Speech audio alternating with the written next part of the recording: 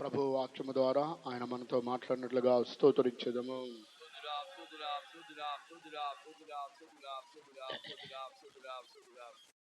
దేవుని వాక్యం చదువుకుందాం. தேவனுடைய வசனத்தை நாம் வாசிப்போம். 2వ తిమోతి రాసిన పత్రిక 2వ தீமோத்தேயுக்கு எழுதின நிருபம் 3వ అధ్యాయము మొదటి 2 వాక్యాలు చదువుకుందాం. 3వ అధ్యాయం మొదటి 2 వచనங்களை వాసిపోం. అంత్యదినములలో అపాయకరమైన కాలములు వచ్చునని తెలుసుకొనుము. ఎలాగనగా మనుషులు స్వార్థప్రియులు, ధనాపేక్షులు, బింకములాడువారు, అహంకారులు, దూషకులు, తల్లిదండ్రులకు అవిధేయులు, కృతజ్ఞత లేనివారు, అపవిత్రులు, అనురాగరహితులు. దేవునికి స్తోత్రం కలుగుగాక. దేవునికి స్తోత్రం ఉండాగటం. ఈ వాక్యమును మనము తీసుకొని గత 4 వారముల నుండి అంత్య దినములలో దేవుని బిడ్డల్లో ఉన్నటువంటి ఈ స్వభావాలను గురించి మనం ఈ దినాలలో నేర్చుకుంటున్నాము.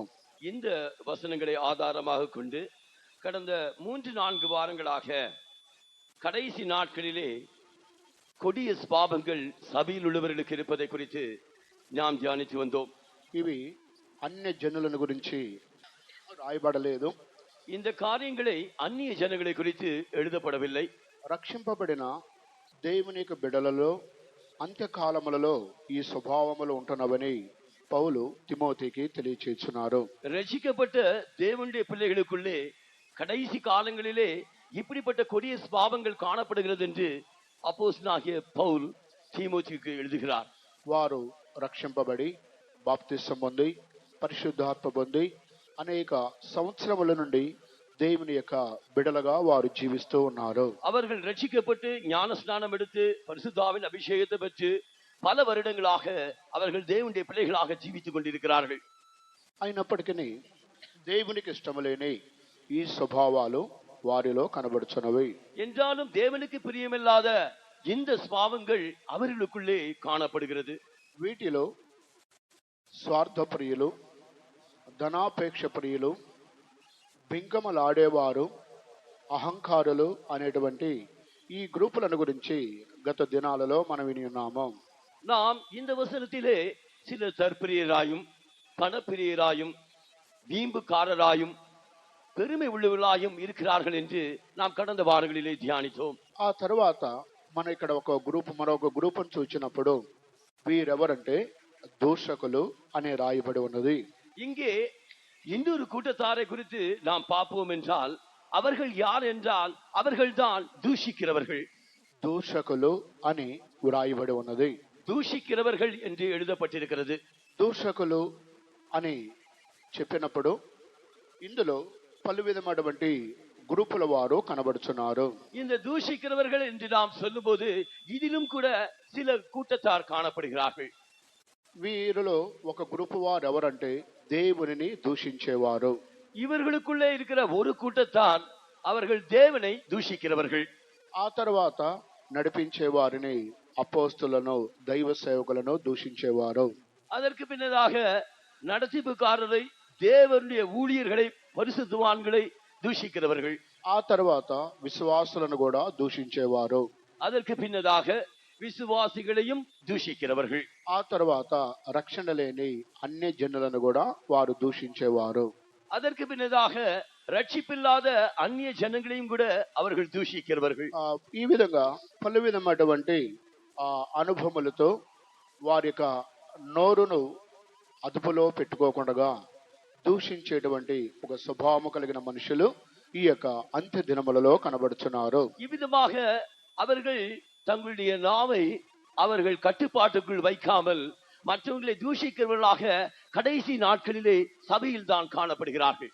వీటిలో మరి కొంతమందిని మనం చూసినట్లయితే మొట్టమొదటిగా ఏబు అనేటువంటి భక్తుడిని మనం చూసినప్పుడు ఆయన కుటుంబంలో ఒకే రోజు 10 మంది పిల్లలు చనిపోయి ఉన్నారు. இதை குறித்து நாம் வேத புஸ்தகத்திலே பார்க்கும்போது யோபு என்கிற பக்தனுடைய ஜீவித்தை நாம் பார்க்கும்போது ஒரே நாளிலே அவனுடைய குடும்பத்தார் 10 பேரும் மரித்து விட்டார்கள். గోడ కూలిపోయి 10 మంది సంతానము తన యొక్క పిల్లలు ఒకే రోజు 10 శవాలు డెడ్ బాడీలు ఆయన ఇంటిలో కనబడుచున్నవి. அவனுடைய வீட்டின் கூரை விழுந்து போனதினால் ஒரே நாளிலே 10 சவங்கள் அவனுடைய வீட்டிற்கு முன்னதாக வைக்கப்பட்டது. అయినప్పటికీ ఆయన దేవునిని దూషించలేదు. దేవుడిచ్చాడు, దేవుడు తీసుకున్నాడు, దేవునికి స్తోత్రమని ఆయన దేవుని నామాన్ని మహింపరిచి ఉన్నాడు. என்றாலும் அவன் தேவனை தூஷிக்கவில்லை. கர்த்தர் கொடுத்தார், கர்த்தர் எடுத்தார், கர்த்தருக்கு ஸ்தோத்திரம் என்று சொன்னான். ఇప్పుడు సహోదరుడు భాస్కరరావు గారు సాక్ష్యం చెప్పారు. వారి కుటుంబంలో ఆ ప్రాబ్లమ్కే వారెంతో నలిగిపోయిన వారుగా కనబడుచున్నారు. இப்பொழுது நம்முடைய சகோதரர் பாஸ்கர் ராவ் அவர்கள் சாட்சியில் சொன்னார்கள், அவருக்கு வந்த அந்த சோதனையிலே அவருடைய குடும்பம் எவ்வளவாகவோ பாதிக்கப்பட்டது. ఏబు యొక్క కుటుంబంలో జరిగినటువంటి ఈ సంభవము మన కుటుంబంలో జరిగినట్లయితే మనము ఎంతవరకు సహనం కలిగిన వారుగా కనబడుచున్నాము. யோபின் வீட்டிலே நடந்த இந்த சம்பவம் நம்முடைய வீட்டிலே நடந்திருந்தால் நாம் எவ்வளவு பொறுமையாக இருந்திருக்க கூடும். 10 రోజులు చనిపోవడం కాదు, 10 మంది ఒకే రోజు చనిపోయి ఉన్నారు. 10 பேர் மரிப்பது ஒரு பெரிய காரியம் அல்ல. அந்த 10 பேரும் ஒரே நாளில் மரிப்பதுதான் அங்கே காரியம். కానీ ఆ సమయంలో ఆయన దేవుని యందు యథార్థత కలిగి దేవుని యొక్క నామాన్ని స్తుతించి మహింపరిచి ఉన్నాడు. என்றாலும் அந்த நேரத்திலும் கூட அவன் தேவனுக்கு உண்மையாய் இருந்து அவன் தேவனை ஸ்துதித்து மகிமைப்படுத்தினான். కానీ ఆ సమయంలో ఏబు యొక్క భార్య ఏబుకి విరోధముగా మాట్లాడుచున్నది. ஆனால் அந்த வேளையிலே யோபுவின் மனைவி யோபுக்கு விரோதமாக அவள் பேசுகிறாள். ఏమని మాట్లాడుతుందంటే அவள் దేవునిని దూషించి మరణమో కమ్మో అని ఆమె మాట్లాడుచున్నది. அவள் சொல்லுகிறாள், நீ தேவனை தூஷித்து ஜீவனை விடும் என்று சொல்லுகிறாள். యోబు గ్రంథం 2వ అధ్యాయం 9వ వాక్యం చదువుకుందాం. యోబు పుస్తకం 2వ అధ్యాయం 9వ వచనத்தை వాసిపం. అతని భార్య వచ్చి, నీవు ఇంకనూ యథార్థతను వదలకుందువా? దేవుని దూషించి మరణము కమ్మనెను. దేవునికి స్తోత్రం కలుగునుగాక. దేవునికి స్తోత్రం ఉండాగటం. యోబు యొక్క భార్య వచ్చి, నీవింకను యథార్థతను వదలవా? దేవుని దూషించి మరణము కమ్ము అని ఆమె దేవునిని దూషిస్తుంది. యోబును కూడా దూషించి మాట్లాడుతుంది. இப்பொழுது யோபுவின் மனைவி அவள் யோபுவை பார்த்து, நீர் இன்னும் உம்முடைய உத்தமத்திலே நடப்பீரோ? தேவனை தூஷித்து ஜீவனை விடும் என்று அவள் தேவனை தூஷிக்கும்படியாகவும் அவனுடைய கணவனுக்கு விரோதமாகவும் அவள் பேச ஆரம்பித்தாள். అతడైతే దేవుని యందు యథార్థత కలిగిన వాడుగా కనబడుచున్నాడు. ஆனால் அவனோ కర్తరిడతిలే அவன் ఉత్తమమాய் நடந்து கொள்கிறான். ఇక్కడ యోబు యొక్క భార్య చెప్పిన విధముగా దేవునిని దూషించి మరణము అయినట్లయితే ఏమి జరుగుతుంది? இங்கே யோபு தன்னுடைய மனைவி சொன்னதை போல அவன் தேவனை தூஷித்து மரித்தால் என்ன సంభవిக்கும்? దీని యొక్క అర్థం ఏమిటంటే, ఎవరైతే దేవునిని దూషిస్తున్నారో వారు సాతాను యొక్క వశముగా మారిపోతున్నారు. யார் யார் தேவனை தூஷிக்கிறார்களோ அவர்கள் சாத்தானின் வசமாய் மாறிவிடுகிறார்கள். దేవునిని దూషించేవారు దేవునికి సంబంధించిన బిడ్డల యొక్క లిస్టులో వారు కనబడరు. தேவனை தூஷிக்கிறவர்கள் தேவனுடைய பிள்ளைகளுடைய பட்டியலிலே காணப்பட மாட்டார்கள். భార్య అయినా సరే, భర్త అయినా సరే, పిల్లలైనా సరే, ఎవరైతే దేవునిని దూషిస్తున్నారో వారు సాతాను యొక్క లిస్టులో వారు కనబడుచున్నారు. పురుషనానాலும் மனைவியானாலும் பிள்ளைகளானாலும் யார் யார் தேவனை தூஷிக்கிறார்களோ அவர்கள் தேவனுடைய பிள்ளைகள் என்கிற பட்டியலிலே காணப்பட மாட்டார்கள். దేవుని దూషించేవారు సాతాను యొక్క సమూహములుగా మారుతున్నారు. இந்த தேவனை தூஷிக்கிறவர்கள் சாத்தானுடைய சமூகத்தில் காணப்படுகிறார்கள். దేవునిని దూషించేవారు వారు ఒకవేళ మరణమును అనుభవించేవారుగా కనబడుచున్నారు. இந்த தேவனை தூஷிக்கிறவர்கள் ஒரு பக்கத்திலே அவர்கள் மரணத்தை அனுபவிக்கிறவர்களாக மாற்றப்படுகிறார்கள். అందువల్ల అంత్య దినములలో ఈ దూషకులు అనేవారు సంఘములో కనబడుచున్నారు. ஆகையால் கடைசி காலத்திலே இந்த தேவனை தூஷிக்கிறவர்கள் சபையில் காணப்படுகிறார்கள். దేవుని దూషించేవారు అనగా సాతానుకు సంబంధించినటువంటి జనులుగా వారు అంత్య దినములలో ఉంటున్నారని ఈ వాక్యం యొక్క అర్థమైంటున్నది. தேவனை தூஷிக்கிறவர்கள் என்றால் அவர்கள் சாத்தானை சேர்ந்தவர்களாக காணப்படுகிறார்கள், அவர்கள் சபையில் இருக்கிறார்கள் என்று இந்த வசனம் நமக்கு அறிவிக்கிறது. ఇది దేవుని దూషించే వారిలో ఉన్నటువంటి మొదటి యొక్క అనుభవం అంటున్నది. இது தேவனை தூஷிக்கிறவர்களிலே முதலாம் அனுபவமாய் காணப்படுகிறது. రెండవదిగా చూచినట్లయితే இரண்டாவதாக பார்க்கும்போது మొదటి రాజుల గ్రంథం முதலாம் ராஜாக்கள் 21వ అధ్యాయము 21ஆம் அதிகாரம் 10వ వాక్యం చదువుకుందాం. 10ஆம் வசனத்தை வாசிப்போம். నీవు మొదటి దేవునిని రాజుల గ్రంథము 21వ అధ్యాయము 10వ వాక్యం. నీవు దేవునిని రాజును దూషించితివని అతని మీద సాక్ష్యము పలుకుటకు పనికి మాలిన ఇద్దరు మనుషులను సిద్ధపరచుడి. తీర్పు అయిన మీదట అతనికి బయటికి తీసుకొని పోయి రాళ్లతో చావకొట్టుడి. దేవునికి స్తోత్రం కలుగును గాక. தேவனுக்கு ஸ்தோத்திரம் உண்டாகட்டும். ఇక్కడ నీవు దేవునిని రాజును దూషించితివని అతని మీద సాక్ష్యం పలుకుటకు పనికి మాలిన ఇద్దరు మనుషులను సిద్ధపరచుడి అని రాయబడి ఉన్నది. இங்கே தேவனையும் ராஜாவையும் தூஷித்தான் என்று சாட்சி சொல்லக்கூடிய இரண்டு பேரை அவர்களுக்கு விரோதமாக நிறுத்து என்று எழுதப்பட்டிருக்கிறது. ఈ అధ్యాయములో ఆహాబు అనేటువంటి ఒక రాజుని మనము చూడగలుగుతున్నాము. இந்த அதிகாரத்திலே ஆகாப் என்கிற ஒரு ராஜாவை நாம் பார்க்கிறோம். ఆ తర్వాత నాబోతు అనేటువంటి ఇంకొక సహోదరుని చూడగలుగుతున్నాము. இங்கே நாபாத் என்கிற இன்னொரு சகோதரனையும் நாம் பார்க்கிறோம். ఆ తర్వాత హెజబేలు అనే ఇంకొక వ్యక్తిని గురించి చూడగలుగుతున్నాము. இங்கே இன்னொருவளை குறித்து எசபேல் என்கிறவளை குறித்தும் நாம் பார்க்கிறோம். ఇక్కడ ఆహాబు రాజు పలుకుచున్నాడు నాబోతుతో పిలిచి, నీ యొక్క ద్రాక్ష తోటను నాకు కావాలి, నాకేమని ఆహాబు రాజు అడుగుచున్నాడు. இந்த ஆகாப் ராஜா இந்த நாபாலை அழைத்து உன்னுடைய திராட்சை தோட்டத்தை எனக்கு கொடுத்து விடு என்று அவன் கேட்கிறான். ఈయన నాబోతు చెబుతున్నాడు, అది నా యొక్క పితరుల యొక్క ఆస్తి, దానిని నేను ఇవ్వను అని ఆయన సమాధానం పలికి ఉన్నాడు. அப்பொழுது இந்த நாபோத் ஆகாபை நோக்கி, இது என்னுடைய பிதாக்களின் சுதந்திரமாயிருப்பதினால் நான் அதை உனக்கு கொடேன் என்று சொன்னான். అప్పుడు వీరిద్దరి మధ్య జరుగుతున్నటువంటి ఈ యొక్క సంభాషణ యెజబేలుకి తెలియపరచబడినది.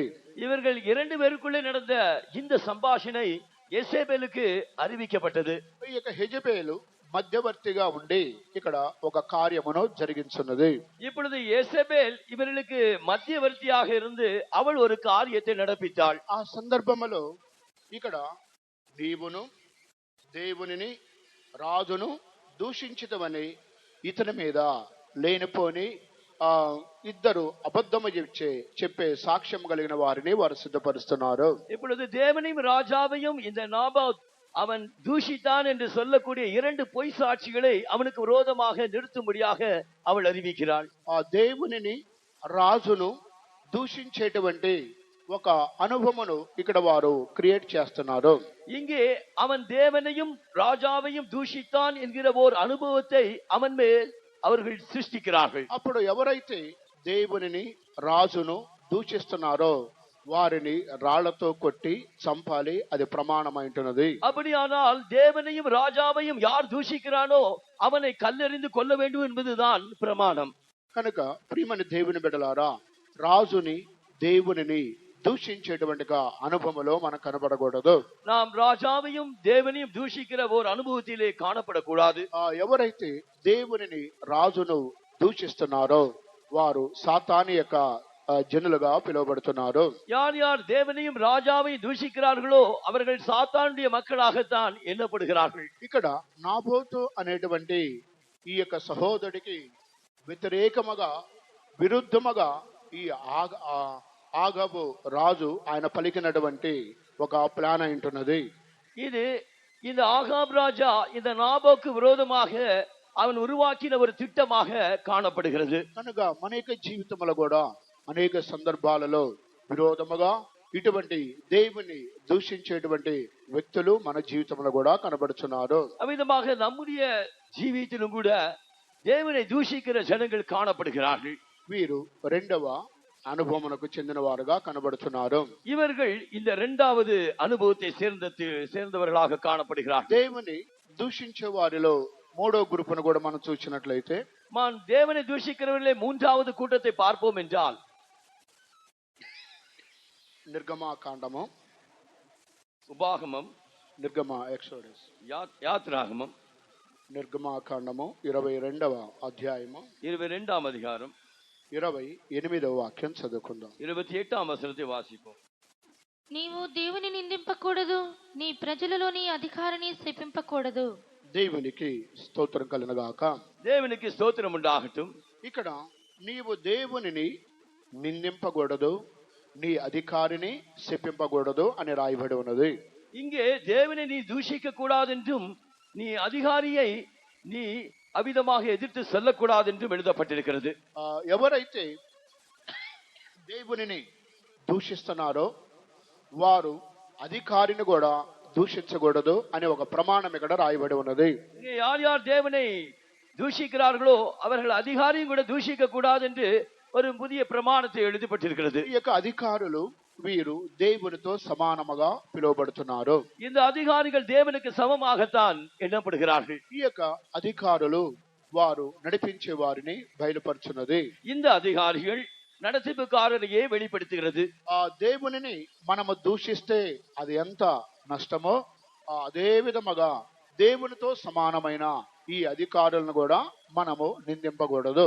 தேவனை நிந்தித்தால் அது எவ்வளவு நமக்கு தாழ்வோ அதை போலதான் நாம் அதிகாரிகளை நம்முடைய நடத்திப்புகாரர்களை దూషిப்பதும் సమం. అది మనకి ఉద్యోగ స్థలాల్లో గాని వ్యాపార స్థలాల్లో గాని సంఘములో గాని అధిపతులు అనేవారు వారు దేవునితో సమానముగా పిలువబడుతున్నారు. அவர்கள் நம்முடைய வேலை செய்கிற இடத்திலோ நாம் வியாபாரம் செய்கிற இடத்திலோ இல்லாவிட்டால் நம்முடைய சபையிலோ இந்த அதிகாரிகள் என்பது நம்முடைய நடத்திப்புக்காரர்களுக்கு சமமாய் எண்ணப்படுகிறார்கள். దేవునికి స్తోత్రం కలుగుగాక. தேவனுக்கு ஸ்தோத்திரம் உண்டாகட்டும். వీరు దూషించే వారిలో మూడవ గ్రూపుగా పిలువబడుతున్నారు. இவர்கள் தூஷிக்கிறவர்களிலே மூன்றாம் கூட்டமாய் எண்ணப்படுகிறார்கள். నాలుగవ గ్రూపును వారు కూడా మనం చూచినట్లయితే நான்காவது கூட்டத்தாரை நாம் பார்ப்போம் என்றால் అపోస్తల కార్యములు அப்போஸ்தல நடபடிகள் 6వ అధ్యాయానికి రండి. 6ஆம் அதிகாரம் 8వ వాక్యం నుండి చదవండి. 8ஆம் వచనத்திலிருந்து వాసిపోం. స్తెఫను కృపతోను బలముతోను నిండిన వాడై ప్రజల మధ్య మహత్కార్యములను గొప్ప సూచక క్రియలను చేయుచుండెను. అప్పుడు లిబెర్తీనులనదనబడిన సమాజములోను, కురేనీయుల సమాజములోను, అలెగ్జాంద్రియుల సమాజములోను, కిలికియా నుండి ఆసియా నుండి వచ్చిన వారిలోను కొందరు వచ్చి స్తెఫనుతో తర్కించిరి. కానీ మాట్లాడుటయందు అతడు అగపరిచిన జ్ఞానమును అతని ప్రేరేపించిన ఆత్మను వారు ఎదిరింపలేకపోయిరి. అప్పుడు వారు, వీడు మోషే మీదను దేవుని మీదను దూషణ వాక్యములు పలుకగా మేము వింటిమని చెప్పుటకు మనుషుల్ని కుదుర్చుకొని ప్రజలను పెద్దలను శాస్త్రులను రేపి అతని మీదకి వచ్చి అతన్ని పట్టుకొని మహాసభ యొద్దకు తీసుకుని పోయి అబద్ధపు సాక్షులను నిలువబెట్టిరి. చాలండి. దేవునికి స్తోత్రం కలుగుగాక. దేవునికి స్తోత్రం ఉండాగటం. ఇక్కడ స్టెఫను అనేటువంటి దైవజనుడిని మనం చూడగలుగుతున్నాము. இங்கே ஸ்தேபான் என்கிற ஒரு தேவனுடைய மனுஷனை நாம் பார்க்கிறோம். ఆయన దైవ సేవకుడుగాను కృపతోను బలముతోను నిండినవాడుగా ఆయన కృపతో బలముతో వాడబడుచున్నాడు. இவன் தேவ மனுஷனாய் அவன் கிருபையும் அபிஷேகம் நிறைந்தவனாய் பலத்த காரியங்களை செய்கிறவனாய் காணப்பட்டான். ఆయన దేవునికి జనుల మధ్య అద్భుత కార్యాలు, సూచక్రియలు, మహత్కార్యములు, ఎన్నో కార్యములు ఆయన చేయుచున్నాడు. அவன் தேவனுடைய ஜனங்களின் மத்தியிலே அற்புத காரியங்களையும் அடையாளங்களையும் பெரிய காரியங்களையும் அவன் நடப்பித்தான். పలు దేశముల మధ్యలో కూడా ఆయన గొప్ప గొప్ప కార్యాలు చేయుచున్నాడు. அவன் தேசத்திலே அவன் பெரிய பெரிய காரியங்களை செய்தான். అయితే కొంతమంది స్టెఫనుని వాదించుచు తర్కించుచు అతడి యొక్క జ్ఞానమును అతను ప్రేరేపించిన ఆత్మను వారు ఎదిరించలేని వారుగా కనబడుచున్నారు. இங்கே இந்த ஸ்தேவானை சிலர் எதிர்க்கும்படியாக அவனையும் அவன் பேசின ஞானத்தையும் அவனை ஏவின ஆவியும் கண்டு அவர்கள் அதிர்ந்தார்கள். అయితే అతడు కృపతోను బలముతో నిండినవాడు కాబట్టి వారు ఏమీ చేయలేక చివరికి ఇతడు దేవదోషం చేస్తున్నాడు, దేవునికి విరోధముగా మోషేకి విరోధముగా ఇతడు క్రియ చేస్తున్నాడని కొంతమంది మనుషులను వారు పోగు చేసుకొని కుదుర్చుకొని ఈ స్టెఫనుకి విరోధంగా క్రియ చేస్తున్నారు. அவன் கிருபையினாலும் அவன் வல்லமையினாலும் அவன் பெரிய காரியங்களை செய்தபடினால் அவனுக்கு எதிர்த்து நிற்க கூடாமல் அவன் மோசேயையும் தேவனையும் தூஷித்தான் என்று அவனுக்கு விரோதமாய் பொய் சாட்சி சொல்லக்கூடியவர்களை அவனுக்கு விரோதமாக நிறுத்தினார்கள். ఇతడు దూషణ వాక్యములు పలుకుచున్నాడని ఈ యొక్క స్టెఫను అనేటువంటి అపోస్తలులకు విరోధముగా ఇక్కడ వారు కొంతమంది మనుషులను పోగు చేసుకొని స్టెఫనుకి విరోధంగా మాట్లాడుతున్నారు. இவன் தூஷண வார்த்தைகளை பேச கேட்டோம் என்று சொல்லும்படியாக மனுஷரை ஸ்தேவானுக்கு விரோதமாக அவர்கள் நிறுத்தினார்கள். దీనిని బట్టి ఇక్కడ అపోస్తలులు దైవజనులకు విరోధముగా దూషణ మాటలు పలికే వారిని ఒక బ్యాచిని వారు తయారు చేసుకొని స్టెఫనుకి విరోధంగా క్రియ చేస్తున్నారు. இந்த அப்போஸ்தலனுக்கு விரோதமாக இந்த தேவனுடைய மனுஷனாகிய இந்த ஸ்தேவானுக்கு விரோதமாக பொய் சாட்சியாக நிற்கும்படியாக சில மனுஷரை எழுப்பி அவன் தேவதூஷணம் சொன்னான் என்று నిరూపించబడిயாக அவர்கள் முயற்சித்தார்கள். వారు స్టెఫనుకి విరోధముగా ఎంతమంది మనుషులను వారు పోగు చేసుకొని విరోధంగా క్రియ చేసినప్పటికీ స్టెఫను యొక్క ముఖము దేవదూతల వలె ప్రకాశించినట్టుగా 14-15 యొక్క వాక్యములో రాయబడి ఉన్నది. அவர்கள் எவ்வளவுதான் இந்த ஸ்தேவானுக்கு விரோதமாக தேவதூஷணம் சொல்லும்படியாக மனுஷர்களை அவர்கள் ஆயத்தம் பண்ணின போதிலும் கடைசியாக பார்க்கும்போது இந்த ஸ்தேவானின் முகம் தேவதூதனின் முகத்தை போல அவர்கள் కంటాர்கள். ఈ నజరేయుడైన యేసు ఈ చోటును పాడు చేసి మోషే మనకిచ్చిన ఆచారములను మార్చునని వీడు చెప్పగా మేము వింటిమనిరి. సభలో కూర్చున్న వారందరూ అతని వైపు తేరి చూడగా అతని ముఖము దేవదూత ముఖం వలె వారికి కనబడెను. వారు ఈ యొక్క అపోస్తుడైన స్టెఫనుకు ఎంత విరోధముగా వారు మనుషులను పోగు చేసుకొని క్రియ చేసినప్పటికీ స్టెఫను యొక్క ముఖము దేవుని యొక్క దూత వలె ప్రకాశించింది. அவர்கள் எவ்வளவுதான் இந்த அப்போஸ்தலனாகிய ஸ்தேவானுக்கு விரோதமாக மனுஷர்களை எழுப்பி அவர்கள் தேவதூஷணம் சொன்னான் என்று நிரூபிக்கும்படியாக முயற்சித்த போதிலும் அவனுடைய முகம் தேவதூதனுடைய முகம் போல் இருப்பதாக அவர்கள் కంటాர்கள். ఈ దినాలలో అపోస్తలులకు విరోధముగా ఇటువంటి దూషకులు లేచి వారు క్రియ చేసిన విధముగా ఈ దినాలలో కూడా సేవకు విరోధముగా దైవ సేవకుల విరోధముగా దూషించేవారు సంఘములో ఉన్నారని ఈ వాక్యం ద్వారా మనం గ్రహించాలి. அந்நாளிலே அப்போஸ்தலனுக்கு விரோதமாக தூஷிக்கிறவர்கள் இருந்தது போல இந்நாட்களில் கூட தேவ ஊழியர்களுக்கு விரோதமாக దూషిக்கிறவர்கள் இருக்கிறார்கள். అయితే మనలో ఉన్నటువంటి ఆత్మ దేవుని యొక్క జ్ఞానము మనకు సహాయంగా ఉంటుంది. ஆனா நம்மிலே இருக்கிற தேவனுடைய ஆவியும் தேவ ஞானமும் நமக்கு உதவியாக இருக்கட்டும். అప్పుడు ఆ ఎదిరించేవారు దూషించేవారు మనల్ని ఏమీ చేయలేరు. அப்படியானால் நம்ம எதிர்க்கிறவர்கள் அப்பொழுது ஒன்று செய்ய முடியாது. ఇది 4వ అనుభవం అంటున్నది. இதுதான் 4ஆம் அனுபவம். ఆ యొక్క దూషకులలో 5వ గ్రూపును వారు మనం చూచినట్లయితే இந்த దూషిக்கிறவர்களே 5ஆம் கூட்டத்தை நாம் பார்க்கும்போது లూకాసు వార్త 5వ అధ్యాయమునకు రండి. லூகாஸ் விசேஷம் 5ஆம் அதிகாரத்துக்கு வாருங்கள். లూకాసు వార్త 5వ అధ్యాయము 21వ వాక్యం. 5ஆம் அதிகாரம் 21ஆம் వచనం. శాస్త్రులను పరిసయ్యులను దేవదూషణ చేయుచున్న ఇతడెవడు? దేవుడు ఒక్కడే తప్ప మరి ఎవడు పాపము క్షమింపగలడని ఆలోచించుకొనసాగిరి. దేవునికి స్తోత్రం కలుగును గాక. దేవునికి స్తోత్రం ఉండాగట్டும். యేసుక్రీస్తు ఈ లోకములో జీవించిన దినాలలో ప్రభువుకి శాస్త్రులు పరిసయ్యులకి అడుగడుక్కి పలు విధమైన సమస్యలు ఎదురవుతున్నవి. கர்த்தராகிய இயேசு கிறிஸ்து இந்த பூமியில ஜீவித்த நாட்களிலே அவருக்கும் இந்த வேதபாகர் பரிசேயருக்கும் అనేక విధమైన సమయங்களிலே அவர்களுக்கு వాగ్వాదங்கள் ఉండాయి. ఇక్కడ యేసుక్రీస్తు నీ పాపములు క్షమింపబడి ఉన్నవి అని ఒక వ్యక్తిని యేసు ప్రభు తనకు అధికారముతో ఆయన మాట్లాడుచున్నాడు. கர்த்தராகிய இயேசு கிறிஸ்து ஒருவனை நோக்கி தம்முடைய அதிகாரத்தினாலே உன்னுடைய பாவங்கள் மன்னிக்கப்பட்டது என்றார். అప్పుడు దానికి వ్యతిరేకంగా శాస్త్రులు పరిశీలన ఏమంటున్నారంటే పాపములు క్షమించే అధికారము దేవుడికి మాత్రమే ఉన్నది కదా, మరి ఆ అధికారం నీకు లేదు, నీవు దేవదూషణ చేస్తున్నావని యేసు ప్రభు చెప్పినటువంటి దానిని వారు తప్పుగా అర్థం చేసుకొని ఆయన దేవదూషణ చేసి ఉన్నారని ఆయన మీద నేరం మోపుచున్నారు. கர்த்தராகிய இயேசு கிறிஸ்துக்கு விரோதமாக இந்த வேதபாரகரும் பரிசேயரும் பாவங்களை மன்னிக்கிறதற்கு தேவன் ஒருவருக்கே அதிகாரம் உண்டல்லவா, இவன் எதற்காக தேவதூஷணம் சொல்லுகிறான் என்று கர்த்தராகிய இயேసు క్రీస్తుவுக்கு ఎదురు నిன்றார்கள். పాపములు క్షమించే అధికారం ఈయనకి లేదు, ఈయన దేవదూషణ చేయుచున్నారని శాస్త్రులు పరిసయ్యులు యేసుకు విరోధంగా క్రియ చేయుచున్నారు. பாவங்களை மன்னிக்கிற அதிகாரம் இவனுக்கு இல்லை, இவன் தேவதூஷணம் தான் சொல்லுகிறான் என்று கர்த்தராகிய இயேசு கிறிஸ்துவுக்கு விரோதமாக வேதபாரகரும் பரிசேயரும் சொன்னார்கள். మరొక చోట కూడా ప్రధాన యాజకుడు ఈయన దేవదూషణ చేయుచున్నాడు, మనకు సాక్షులతో పని లేదని ప్రధాన యాజకుడు తన వస్త్రాలు చింపుకున్నాడు. இங்கே இன்னொரு இடத்திலே பிரதான ஆசாரியன் இவன் தேவதூஷணம் சொல்லுகிறான், இனிமே நமக்கு சாட்சிகள் வேண்டியது என்ன என்று சொல்லி அவன் தன்னுடைய வஸ்திரங்களை கிழித்துக் கொண்டான். మత్తయి సువార్త 26వ అధ్యాయము 65వ వాక్యం చదువుకుందాం. மத்தேயு சுவிசேஷம் 26ஆம் அதிகாரம் 5ஆம் வசனம். 65 65 65ஆம் வசனம். ప్రధాన యాజకుడు తన వస్త్రము చింపుకొని, వీడు దేవదూషణ చేసెను, మనకిక సాక్షులతో పని ఏమి? ఇదిగో ఈ దూషణ మీరిప్పుడు విన్నారు, మీకేమి తోచుచున్నదని అడిగిను.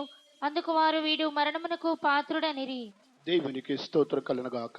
தேவனுக்கு ஸ்தோத்திரம் உண்டாகட்டும். ఇక్కడ ప్రధాన యాజకుడు తన వస్త్రములు చింపుకొని యేసు ప్రభు దేవదూషణ చేసి ఉన్నాడు, ఇతడు మరణమునకు పాత్రుడని పలుకుచున్నాడు. இங்கே பிரதான ஆசாரியன் தன்னுடைய வஸ்திரங்களை கிழித்துக் கொண்டு இவன் தேவதூஷணம் சொன்னான், இந்த இயேசு கிறிஸ்து மரணத்துக்கு பாத்திரன் என்றார்கள். ఇక సాక్షులతో మనకేమి సంబంధం లేదని ఈ ప్రధాన యాజకుడు పలుకుచున్నాడు. இனி சாட்சிகள் நமக்கு வேண்டியது என்ன என்று இந்த பிரதான ஆசாரியன் சொல்லுகிறான். ప్రియమైన దేవుని బిడ్డలారా, ప్రధాన యాజకుడు ధర్మశాస్త్రం రూల్ ప్రకారంగా ఆయన వస్త్రాలు చింపుకోకూడదు. பிரதான ஆசாரியன் நியாய பிரமாணத்தின்படி தன்னுடைய வஸ்திரங்களை ஒருபோதும் கிழித்துக் கொள்ளக்கூடாது. కానీ ప్రధాన యాజకుడు చేయకూడనటువంటి ఒక పనిని ఈయన చేసి ఉన్నాడు. ஆனால் இந்த பிரதான ஆசாரியன் செய்யக்கூடாத ஒரு வேலையை தான் இந்த பிரதான ஆசாரியன் செய்தான். యేసు ప్రభు యొక్క జీవితంలో ఆ పొరపాటును మనం చూడడం లేదు, కానీ ప్రధాన యాజకుడు అతనిలో ఈ యొక్క లోపమును మనం చూడగలుగుతున్నాము. கர்த்தராகிய இயேசு கிறிஸ்துவின் ஜீவியத்திலே ஒரு குற்றத்தையும் நாம் கண்டுபிடிக்க முடியவில்லை. ஆனால் இந்த பிரதான ஆசாரியனிடத்தில் இந்த ஒரு குறைவை நாம் காண்கிறோம். యేసు ప్రభు చెప్పిన మాటలను వారు తప్పుగా అర్థం చేసుకొని గ్రహింపు లేని వారుగా ఉండి ధర్మశాస్త్రమునకు వ్యతిరేకంగా ప్రధాన యాజకుడు వస్త్రాలు చింపుకున్నాడు. கர்த்தராகிய இயேசு கிறிஸ்து சொன்ன வார்த்தைகளின் அர்த்தத்தை சரியாக புரிந்து கொள்ளாமல் பிரதான ஆசாரியன் நியாய பிரமாணத்துக்கு விரோதமாக தன்னுடைய வஸ்திரங்களை கிழித்துக் கொண்டான். కానీ రూల్ ప్రకారముగా ప్రధాన యాజకుడు వస్త్రాలు చింపుకోకూడదు. ஆனால் பிரமாணத்தின்படி பிரதான ஆசாரியன் ஒருபோதும் தன்னுடைய வஸ்திரங்களை கிழித்துக் கொள்ளக்கூடாது. దీనిని గురించి లేవి కాండం 21వ అధ్యాయమునకు మనం వచ్చినట్లయితే இதை குறித்து லேவியராகமம் 21ஆம் அதிகாரத்துக்கு நாம் வருவோம் என்றால் 10వ వచనం చదువుకుందాం. 10ஆம் వచనத்தை వాసిப்போம். ప్రధాన యాజకుడగుటకి తన సహోదరుల్లో ఎవని తల మీద అభిషేక తైలము పోయబడునో, యాజక వస్త్రములు వేసుకొనుటకు ఎవరు ప్రతిష్ఠింపబడునో అతడు తన తలకప్పును తీయరాదు, తన బట్టలను చింపుకొనరాదు. ఇంకా చదవండి.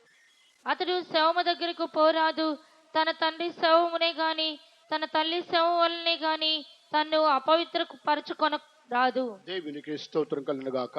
தேவனுக்கு ஸ்தோத்திரம் உண்டாகட்டும். ఇక్కడ ప్రధాన యాజకుడులో అతనికి కొన్ని కండిషన్లు ఇక్కడ రాయబడి ఉన్నవి. இங்கே பிரதான ஆசாரியனுக்கு சில கற்பனைகள் கொடுக்கப்பட்டிருக்கிறது. ఆయన ఈ కార్యములు చేయకూడదు అని ఇక్కడ రాయబడి ఉన్నది. இப்படிப்பட்ட காரியங்களை இவன் செய்யக்கூடாது என்று எழுதப்பட்டிருக்கிறது. అతడు తల పైకప్పు తీయకూడదు, அவன் தன்னுடைய தலைமுடியை எடுத்துக்கொள்ளக்கூடாது, తన యొక్క బట్టలను అతడు చింపుకోకూడదు, அவன் தன்னுடைய வஸ்திரங்களை கிழித்துக் கொள்ளக்கூடாது, అతడు శవము దగ్గరికి రాకూడదు, அவன் பிரேதம் கிடைக்கும் இடத்திற்கு வரக்கூடாது. అది సొంత తల్లి అయినా సరే సొంత తండ్రి అయినా సరే వారి శవాల దగ్గర కూడా ప్రధాన యాజకుడు సమీపించకూడదు. இந்த பிரதான ஆசாரியன் தன்னுடைய சொந்த தகப்பனானாலும் சரி, தன்னுடைய சொந்த தாயானாலும் சரி, அந்த பிரேதத்தின் அருகிலே அவன் வரக்கூடாது. ఆ తర్వాత 12వ వచనములో ప్రధాన యాజకుడు పరిశుద్ధ మందిరమును విడిచి వెళ్ళకూడదు.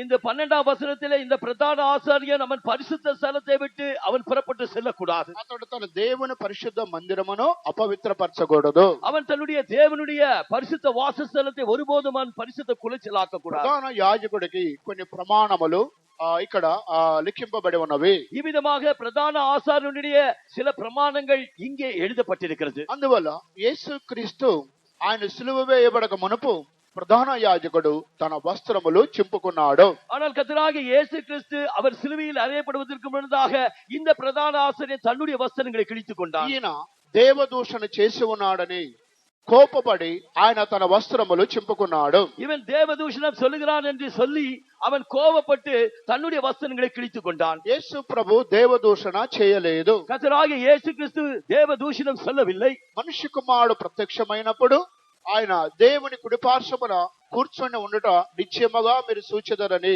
యేసు ప్రభు పరలోకం యొక్క అనుభవమును ప్రధాన యాజకుడితో తెలియపరిచారు. மனுஷகுமாரன் சர்வவல்லவருடைய வலது பார்சத்தில் வீற்றிருப்பதை காண்பீர்கள் என்று இந்த பிரதான ஆசாரியனிடம் సంభవిக்க పోகிறதை குறித்து சொன்னார். కానీ దానిని ప్రధాన యాజకుడు అర్థము చేసుకోకుండా తన వస్త్రాలు చింపుకున్నాడు.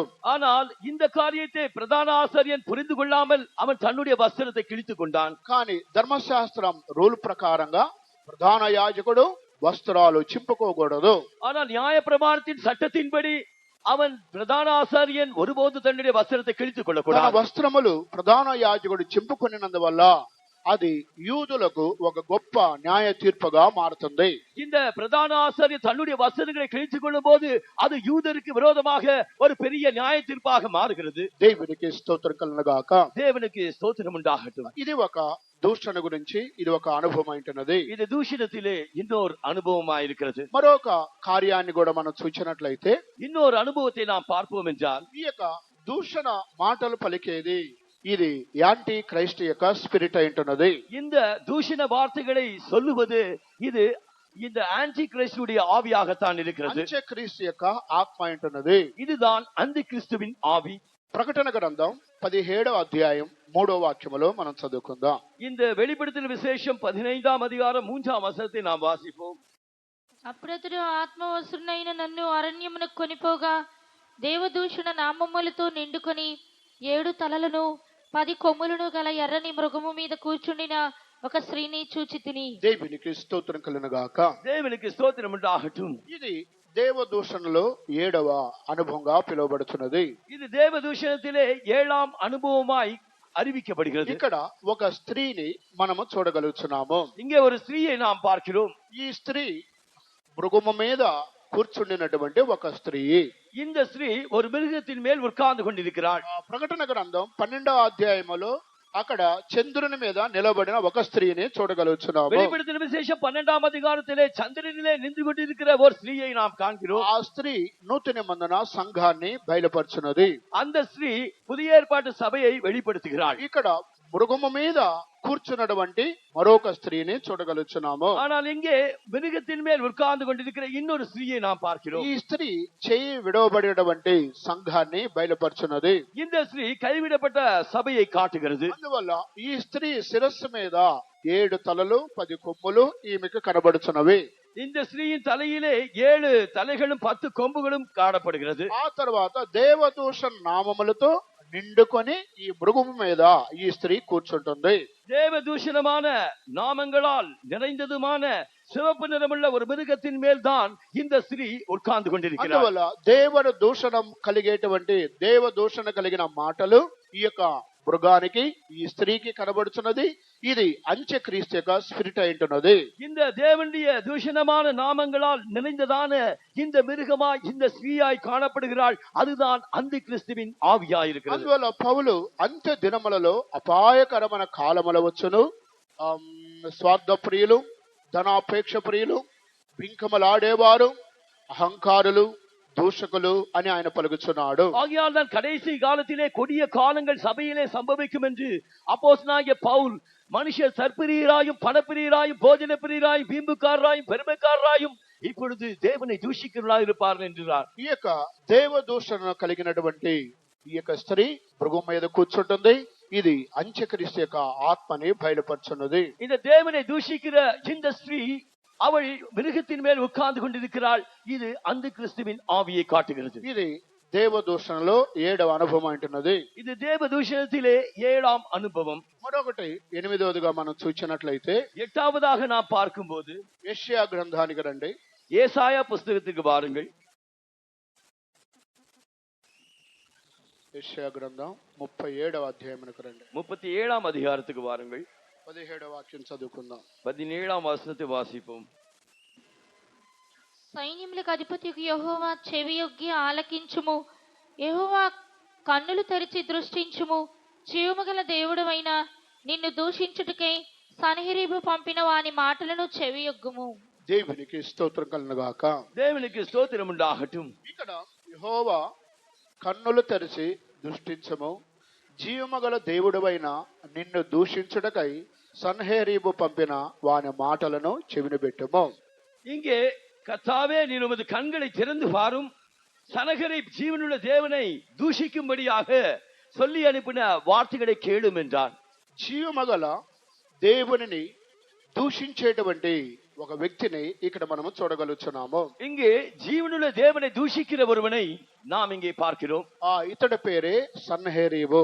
இவனுடைய பெயர் தான் சனகரிப். సన్హెరీబు ఆత్మ ఇది సాతానిక ఆత్మకి సాదృశ్యముగా ఉన్నది. இந்த சனகரிப்பினுடைய ஆவி இது சாத்தானுடைய ஆவிக்கு தான் அடையாளமாய் இருக்கிறது. ఈ సన్హెరీబు మనుషులను పంపాడు. இந்த சனகரிப் அவன் மனுஷர்களை அனுப்புகிறான். జీవమగల దేవుని దూషించమని ఈయన మనుషులను పంపి ఉన్నాడు. ஜீவனுள்ள தேவனை தூஷியுங்கள் என்று இவன் மனுஷரை அனுப்புகிறான். దేవుని దూషించేటువంటి ఆత్మ కలిగిన వాడే సన్హెరీబు. இந்த தேவனை தூஷிக்கிற ஒரு ஆவியை உடையவன் தான் இந்த சனகரிப். కనుక ఈ యొక్క ఆత్మ మనకి జీవితంలో ప్రవేశించకూడదు. ஆகையால் இந்த ஆவி நம்முடைய ஜீவியத்திலே பிரவேசிக்க கூடாது. మనుషులను దూషించినా పర్వాలేదు, కానీ ఈ సన్హెరీబు అనే దుష్టుడు జీవమగల దేవునినే ఇతడు దూషిస్తున్నాడు. ஒருவேளை மனுஷனை தூஷித்தால் பரவாயில்லை, இந்த சனகரிப்போ அவன் ஜீவனுள்ள தேவனையே தூஷிக்கிறான். ఈయనను గురించి 36వ కీర్తన, యెషయా గ్రంథం 36వ కీర్తన మొదటి వచనములో కూడా చూడగలుగుతున్నాము. இதை குறித்து ஏசாயா 36ஆம் அதிகாரம் முதல் வசனத்தில் கூட பார்க்கிறோம்.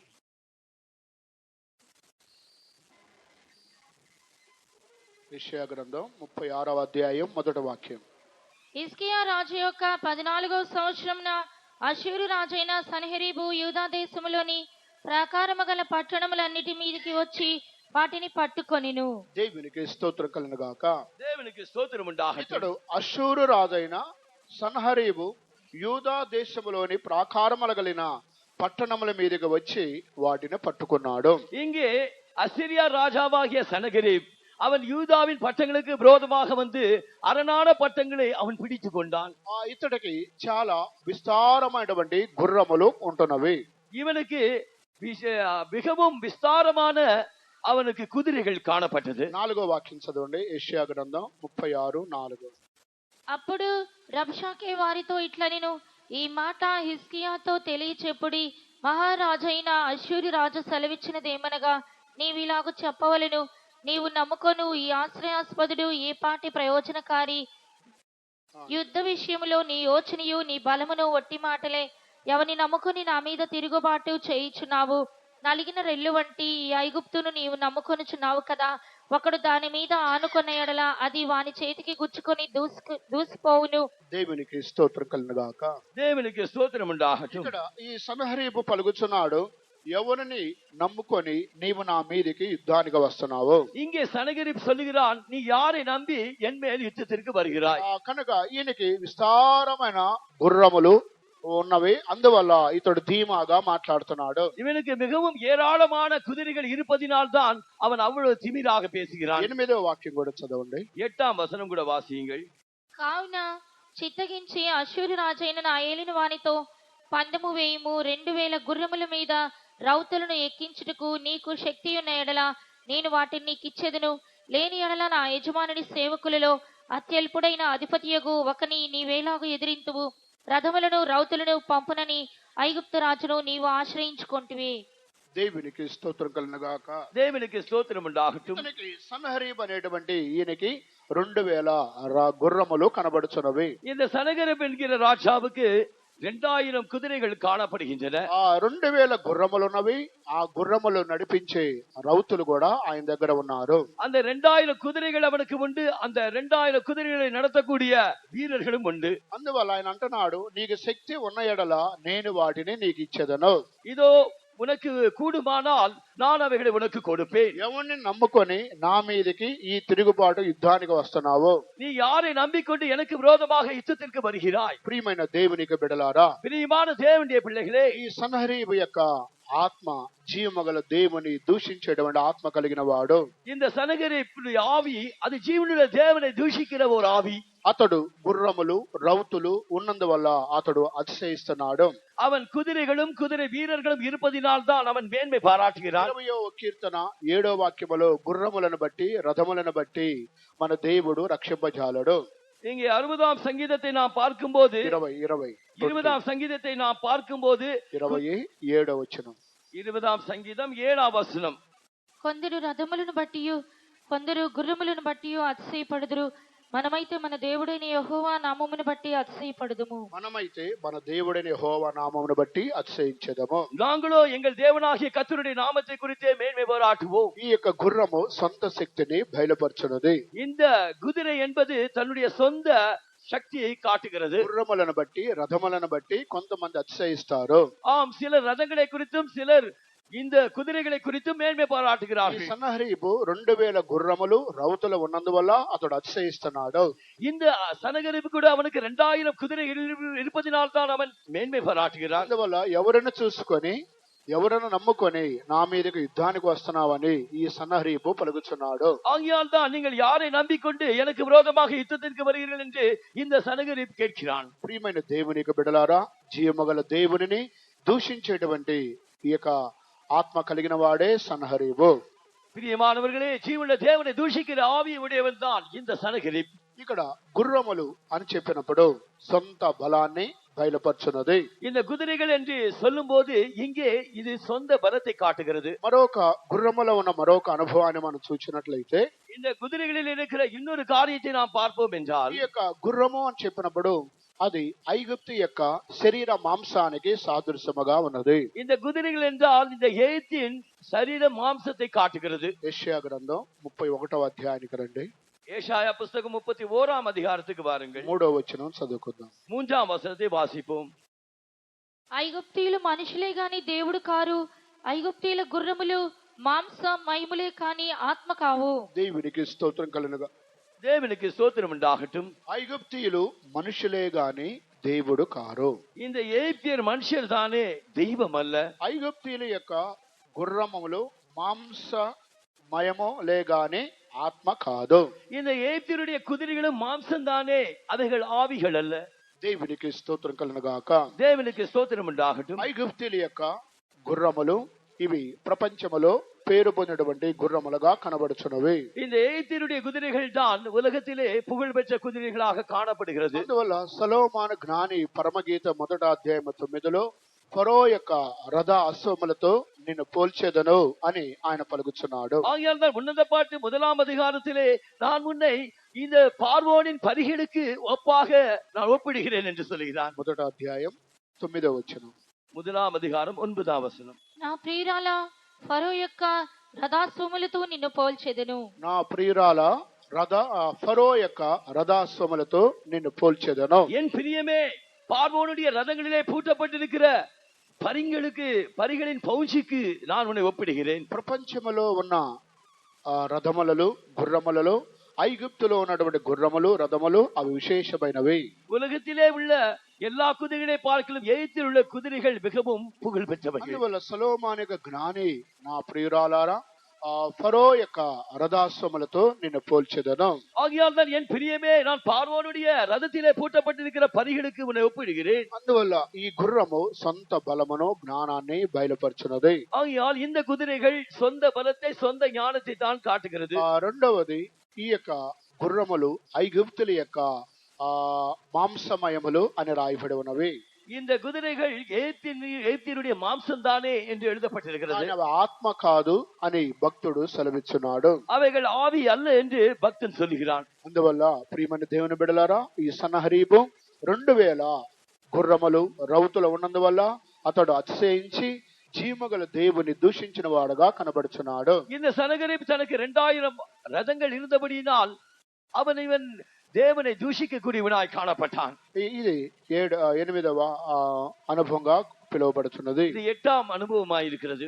ఆ తర్వాత పౌలు యొక్క జీవితాన్ని కూడా మనం చూసినప్పుడు పౌలు జీవితం కూడా మనం பார்க்கும்போது 1 తిమోతి రాసిన పత్రిక 1వ అధ్యాయం 12వ వాక్యములో ఆయన క్రీస్తులోనికి రాకముందు దూషకుడు, హింసకుడు, హానికరుడుగా ఉన్నాడు.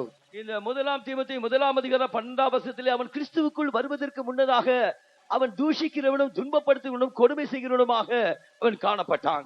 పూర్వము దూషకుడును హింసకుడును హానికరుడనైన నన్ను తన పరిచర్యకు నియమించి నమ్మకమైన వానిగా ఎంచినందుకు నన్ను బలపరిచిన మన ప్రభువైన క్రీస్తు యేసుకు కృతజ్ఞుడనై ఉన్నాను. దేవునికి స్తోత్రం కలుగునుగాక. దేవునికి స్తోత్రం ఉండాగట్టు. పౌలు రక్షింపబడక మునుపు ఆయన కూడా క్రైస్తవులను అపోస్తులను దేవునిని అనేక మంది సంఘమును అతడు దూషించి హింసించిన వాడుగా కనబడుచున్నాడు. இந்த அப்போஸ்தலனாகிய பவுலும் அவன் கிறிஸ்துவுக்குள் வருவதற்கு முன்னதாக கிறிஸ்தவர்களையும் இந்த இயேசு கிறிஸ்துவை குறித்த காரியங்களை சொல்லுவதையும் கூட அவன் துன்பப்படுத்தி கொடுமைப்படுத்துவனாய் காணப்பட்டான். అటువంటి దూషించే స్వభావం కలిగినటువంటి పౌలుని దేవుని కృప ఆయనను అపోస్తులుగా మార్చబడి ఉన్నది. அவ்விதமாக தூஷிக்கிறவனாக துன்புறுத்துவனாக காணப்பட்ட இந்த பவுலை கர்த்தருடைய கிருபைதான் அவனை அப்போஸ்தலனாக மாற்றிச்சு. దేవుని కృప ఆయనను గొప్ప అపోస్తులుగా మార్చి ఉన్నది. దేవుடைய கிருபைதான் ఇవனை పెரிய అపోస్తలనాக మార్చియது. కనుక మన యొక్క జీవితంలో కూడా దేవునిని అపోస్తులను సంఘమును దూషించేవారుగా ఉన్నప్పటికీ మనం సరైన మారు మనసు పొంది దేవుని తట్టు మనం తిరిగినప్పుడు దేవుని కృప మనల్ని మార్చుచున్నది. இவ்விதமாக நாமும் கூட தேவனை தூஷிக்கிறவனாய் சபையை தூஷிக்கிறவனாய் சபையோரை தூஷிக்கிறவனாய் இருந்த போதிலும் దేవుని கிருபைதான் நம்மை மாற்றுகிறது. ఈ యొక్క అంత్య దినములలో సంఘములు దూషకులు అనేవారు ఉంటున్నారు. இந்த கடைசி காலத்திலே దూషిக்கிறவர்கள் సభையிலே காணப்படுகிறார்கள். కనుక అటువంటి గ్రూపులో నుండి మనం విడుదల పొందాలి. அப்படிப்பட்ட காரியத்திலிருந்து நாம் விடுதலை பெற வேண்டும். మన యేసు త్వరలో రాబోచున్నాడు. நம்முடைய இயேசு சீக்கிரமாய் வரப்போகிறார். కనుక ప్రభు రాకడికి ఆయన మనలందరినీ సిద్ధపరచును. ஆகிய கர்த்தர் தம்முடைய வருகைக்கு நம்ம எல்லாரும் ஆயத்தப்படுத்துவாராக. అనాది ప్రేమతో నన్ను ప్రేమించి అంధకార క్రియ నుండి విడిపించెను. అనాది ప్రేమతో నన్ను ప్రేమించి అంధకార క్రియ నుండి విడిపించెను. తేజోవాసులతో నివసింపను, తేజోవాసులతో నివసింపను. తనయుని రాజ్యంలో నన్ను చేర్చెను, తనయుని రాజ్యంలో నన్ను చేర్చెను. ప్రభు యేసు చూపిన మహాప్రేమ ఎన్నటికీ మరువలేను. ప్రభువైన చూపిన మహాప్రేమ ఎన్నటికీ మరువలేను. జగత్పునాదికి ముందే ఏర్పరచి, జగత్పునాదికి ప్రేమలో నిర్దోషిగా నిలిపెను, ప్రేమలో నిర్దోషిగా నిలిపెను. పరిపూర్ణ పరిశుద్ధులందరితో ప్రత్యక్ష మగువేళ తను చేర్చుము. పరిపూర్ణ పరిశుద్ధులందరితో ప్రత్యక్ష మగువే తను చేర్చుము. ప్రేమ గల తండ్రి ముఖం నచింప, ప్రేమ గల తండ్రి ముఖం నచింప. ప్రేమలో పరిశుద్ధునిగా మార్చుము, ప్రేమలో పరిశుద్ధునిగా మార్చుము. పరిపూర్ణ పరిశుద్ధులందరితో ప్రత్యక్ష మగువేళ నన్ను చేర్చుము. పరిపూర్ణ పరిశుద్ధులందరితో ప్రత్యక్ష మగువేళ నన్ను చేర్చుము. ప్రేమ గల తండ్రి ముఖం దర్శింప, ప్రేమ తండ్రి ముఖం దర్శింప. ప్రేమలో పరిశుద్ధునిగా మార్చుము, ప్రేమలో పరిశుద్ధునిగా మార్చుము. ప్రేమ గల తండ్రి ముఖం దర్శింప, ప్రేమ గల తండ్రి ముఖం దర్శింప. ప్రేమలో పరిశుద్ధునిగా మార్చుము, ప్రేమలో పరిశుద్ధునిగా మార్చుము. ప్రేమ గల తండ్రి ముఖం దర్శింప, ప్రేమ గల తండ్రి ముఖం దర్శింప. ప్రేమలో పరిశుద్ధునిగా మార్చుము, ప్రేమలో పరిశుద్ధునిగా మార్చుము. ప్రేమలో పరిశుద్ధునిగా మార్చుము, ప్రేమలో పరిశుద్ధునిగా మార్చుము. స్తోత్రం స్తోత్రం స్తోత్రం స్తోత్రం స్తోత్రం స్తోత్రం. దయచేసి ఒక 5 నిమిషములు అందరు మోకాళ్ళ మీద ఉండండి. దయచేసి ఒక 2 నిమిషాలు ఆరంభంగా నిల్పం. 2 నిమిషములు అందరు మోకాళ్ళ మీద ఉండండి. 2 నిమిషాలు దయచేసి ఆరంభంగా నిల్లుங்க. మన విన్న వాక్యమునకు మనమే సమర్పించుకుందాం. நாம் கேட்ட வசனத்துக்கு நம்ம ஒப்பு கொடுப்போம். అంత్య దినములలో దూషకులు అనేవారు సంఘములో ఉంటున్నారు. இந்த கடைசி காலத்திலே தூஷிக்கிறவர்கள் என்பவர்கள் சபையில் ఆ இருக்கிறார்கள். దూషించేవారు సాతానికి వశమైపోతున్నారు.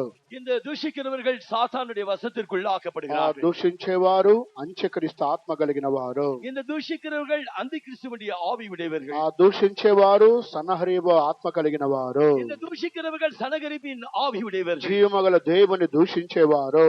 அவர்கள் ஜீவனுடைய தேவனை தூஷிக்கிறவர்கள். కనుక దేవుని దూషించుటకు దేవుడు మనల్ని ఏర్పాటు చేసుకోలేదు.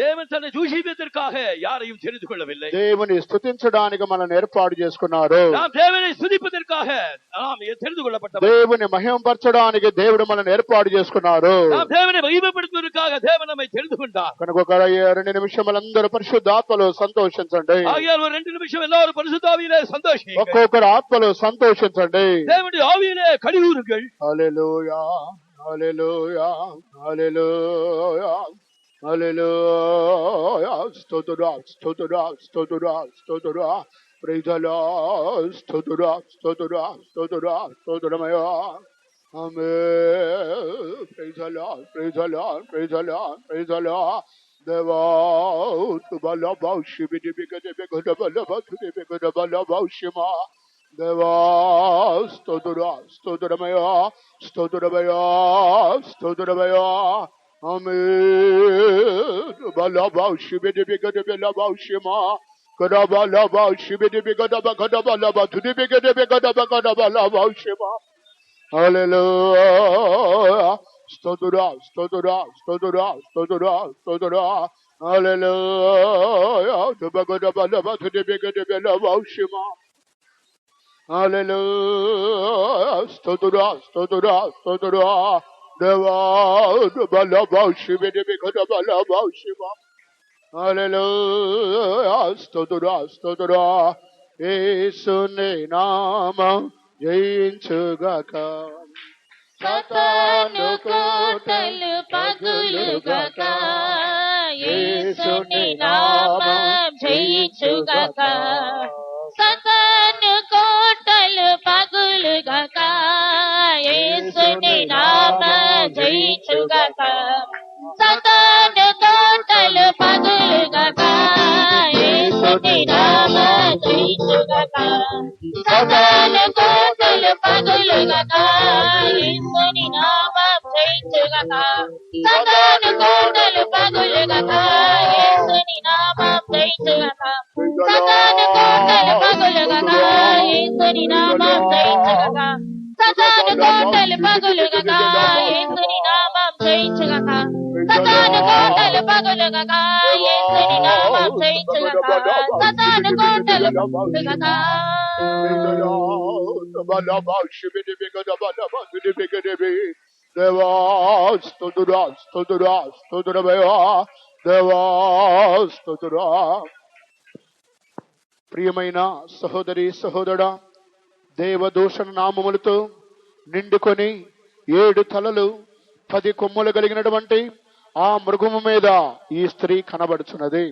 பிரியமான சகோதரனே சகோதரியே, தேவனை தூஷிக்கிற நாமங்களால் உடைய ஒரு மிருகத்தின் மேல்தான் அந்த ஸ்திரீ உட்கார்ந்து கொண்டிருந்தாள். కనుక ఆ మృగము ఆ స్త్రీయే విడవబడిన సంఘాన్ని బయలుపరుచున్నది. அந்த மிருகம் அந்த ஸ்திரீ அவர் கைவிடப்பட்ட சபைக்கு அடையாளமாயிருக்கிறார். ఆ దేవదూషణ నామముతో నిండుకున్న మృగము అంత్యక్రీస్తును బయలుపరుచున్నది. அந்த தேவதூஷண நாமங்களால் நிறைந்திருக்கிற அந்த மிருகம் அது அந்த கிறிஸ்துவை காட்டுகிறது. దేవదూషణ యొక్క వార్తలు అంత్యక్రీస్తు యొక్క మాటలైంటున్నవి. அந்த தேவதூஷணங்கள் என்கிற நாமங்கள் அது அந்த கிறிஸ்துவாய் ఆ காணப்படுகிறது. దేవదూషణ అంత్యక్రీస్తు యొక్క వార్తలు మన జీవితంలోనికి ప్రవేశించకూడదు. அந்த தேவதூஷண நாமங்களாகிய அந்த கிறிஸ்துவின் அந்த காரியங்கள் நம்முடைய జీవితంలో வரக்கூடாது. ఇప్పుడే యేసు నామములో ఆ దూషణ వాక్కులను మనం జయించాలి. அந்த இயேசுவின் நாமத்தினாலே அந்த தூஷண நாமங்களை நாம் ஜெயிக்க வேண்டும். కనుక ఎవరైతే అటువంటి వార్తలు కలిగిన వారో వారు సాతానికి దాసులుగా కనబడుతున్నారు. அந்த தூஷண நாமங்கள் உடையவர்கள் அவர்கள் சாத்தானை சேர்ந்தவர்கள். కనుక మనము సాతానికి చెందిన వారము కాము.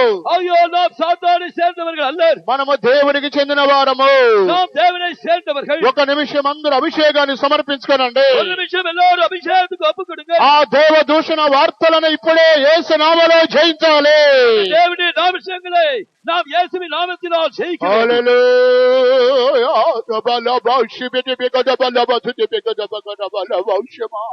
హల్లెలూయా. స్తుతురా స్తుతురా. యేసుని నామ జయించుగాక, సాతాను కోటలు పగులుగాక. యేసుని నామం జయించుగాక, సాతాను కోటలు పగులుగాక. అందరూ దయచేసి అందరూ వాడండి. అందరూ నోరు తెచ్చబాండి.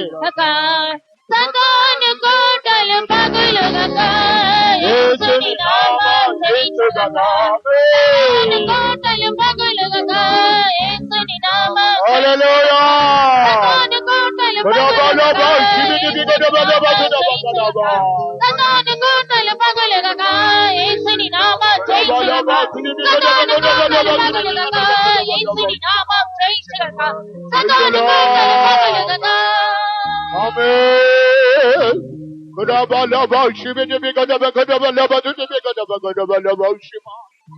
హల్లెలూయా. స్తుతురా స్తుతురా స్తుతురా స్తుతురా. హల్లెలూయా. ప్రభు కూటమును ఆస్వాదించిన దయ కొరకై స్తోత్రించదము. స్తోతురా స్తోతురా. తీసుకొచ్చిన జనులందరి కొరకై స్తోత్రించదము. పాటలను ఆస్వాదించిన దయ కొరకై స్తోత్రించదము. ఆత్మలో బలపరిచిన దయ కొరకై స్తోత్రించదము. ప్రభు నామ మహిమార్థమై జీవములను సాక్ష్యమును లేపిన దయ కొరకై స్తోత్రించదము. వాక్యము ద్వారా ప్రభు మనతో మాట్లాడిన దయ కొరకై స్తోత్రించదము. అంత దినాలలో సంఘములు దూషకులు ఉంటున్నారు. అటువంటి గుంపులో నుండి దేవుడు మనల్ని వేరుపరచినట్లుగా స్తోత్రించదము. తండ్రి కుమార పరిశుద్ధాత్మ దేవుని కొరకై స్తోత్రించదము. తండ్రి కుమార పరిశుద్ధాత్మ కొరకై స్తోత్రించదము. ప్రార్థన చేయండి. పరిశుద్ధమైన మా దేవాలయం స్తోత్రం తండ్రి. గత 3 నెలల కంటి పాపలే కాచి కాపాడి మీ కృపలో భద్రపరిచి మమ్మల్ని ప్రేమించి 4 నెలల దయ కొరకే స్తోత్రం. మొదటి పునరుద్ధానం మీ సముఖంలో వచ్చి ప్రభువా నిన్ను ఆత్మతో సత్యంతో సేవించి నిన్ను మైంపరచకు మాకు ఇచ్చిన కృప కొరకే స్తోత్రం. కూటమంతే భావించిన దయ స్తోత్రం. మాకు ఇచ్చిన మీ ఆలోచన కొరకే స్తోత్రం. అంత్యదినముల ప్రభువా అంత్యక్రీస్తు ఆత్మ సంఘంలో క్రియచేర్చునేని ప్రభువా గత దినములు మాకు చర్చించిన స్తోత్రం తండ్రి. ప్రభువా మమ్మల్ని మేము పరిశీలించుకొని అంత్యక్రీస్తు ఆత్మని విడుదల మొదటకు మా కృప ఇచ్చండి స్వామి స్తోత్రం. పైకి భక్తి గల వారే ఉండి నీ శక్తిని ఆశ్రయించకుండా ఉండకుండా ప్రభువా తగిన భక్తికి తగిన జీవితం చేయుటకు నీ శక్తిని ఆశ్రయించి కృప ఇచ్చండి స్వామి స్తోత్రం.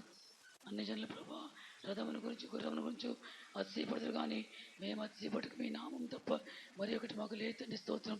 యెహోవా నామము బలమైన దుర్గము నీతిమంతులోనికి పరిగెత్తి సురక్షితంగా నుంచి పోతుంది స్తోత్రం. మేము ఆశ్రయించుటకును మేము నివసించుటకు మీ నామం తప్ప మరి ఒకటి మాకు లేదు ప్రభు స్తోత్రం. ఈ నెలంతా మీ నామములని దాగి ఉండటకు మా కృప ఇచ్చండి స్వామి స్తోత్రం. ఆకాశం కింద భూమి మీద రక్షింపటకు మీ నామం తప్ప మరి యొక్క నామం లేదండి స్తోత్రం. మీ నామం ద్వారా గొప్ప రక్షణ భాగ్యం మాకు ఇచ్చారు. దాన్ని కాపాడుకుంటూ కృప ఇచ్చండి స్వామి స్తోత్రం. వచ్చిన బిడ్డల కొరకు స్తోత్రం. నిన్న వాక్యానుసారం మా జీవితాన్ని అనుదినం పరిశీలించుకొని శుద్ధీకరించుకొని దుష్ట స్వభావాలన్నీ తీసివేసి ప్రభావ క్రీస్తు యొక్క దివ్య స్వభావము అనుదినము ధరించుకుని మా కృప ఇచ్చండి స్వామి. మీకు స్తోత్రం స్వామి స్తోత్రం. సాయంకాల కూట మీరు ఆశ్రయించము మా దేవులందరి కృపలో కాపాడము. ఈ నెలంతా వారి యొక్క పనిపాట్లో రాకపోకలో ఉద్యోగస్థలంలో చేయించిన పనులు వ్యాపారం అన్ని కార్యంలో బిడ్డలకు తోడుకుంటుంది స్వామి స్తోత్రం. అవసరం అంది తీర్చి ప్రభావ స్వామి. అన్నిటికంటే ముఖ్యంగా మీరు ఆకలి కలిగిన వారే భయముతో భక్తితో వణుకుతో జీవించి మీ చిత్తం పూర్తిగా చేసి మీరు ఆకలి గంట కృప దయచేయమని యేసు ప్రభు నామములో వేడుకొంచున్నాము తండ్రి. స్తోత్రించుదాము. స్తోత్రం స్తోత్రం స్తోత్రం. మన ప్రభు అయినటువంటి యేసుక్రీస్తు కృపయు తండ్రి అయిన దేవుని యొక్క ప్రేమయు పరిశుద్ధాత్మిక సహవాసము ఇప్పుడు ఎల్లప్పుడు ప్రభు రాకడ వరకు మనందరికీ తోడేనగాక. ఆమేన్. హల్లెలూయా హల్లెలూయా హల్లెలూయా. అందరికీ స్తోత్రం. ప్రార్థన అవసరం రండి. రేపు సాయంకాలం నుండి